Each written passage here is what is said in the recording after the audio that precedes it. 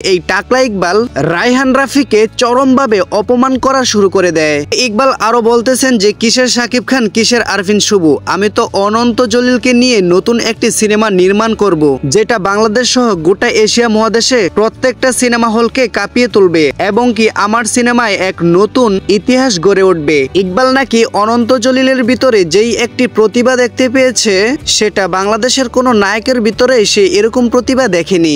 রায়হান রাফি বলতেছেন সে আসলে কিসের পরিচালক, কোন সিনেমার পরিচালক নাকি মানুষের নামে বদনাম করার পরিচালক? আমি তো তার কোনো সিনেমায় দেখতে পারতেছি না, শুধু খালি মানুষের পিছনে কিভাবে লাগতে পারে, কিভাবে মানুষের বদনাম করতে পারে তার সম্পর্কে এইসব নিউজগুলাই বেশি দেখতেছি।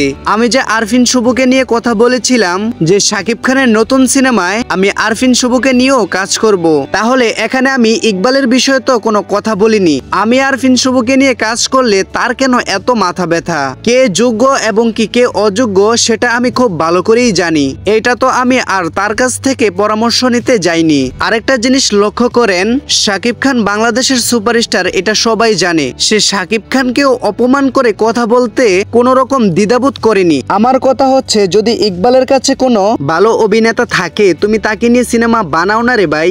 আমাদের বিষয়ে নাক গলাতে তোমাকে কে বলেছে? আমরা কি তোমাকে টাকা দিয়ে ভাড়া করে রেখেছি যে এইসব মিডিয়ার সামনে গিয়ে তার চেরা মানুষের মতন এরকম কথাবার্তা বলবেন? তো গাইস, ভিডিওটি আপনাদের কাছে কেমন লেগেছে?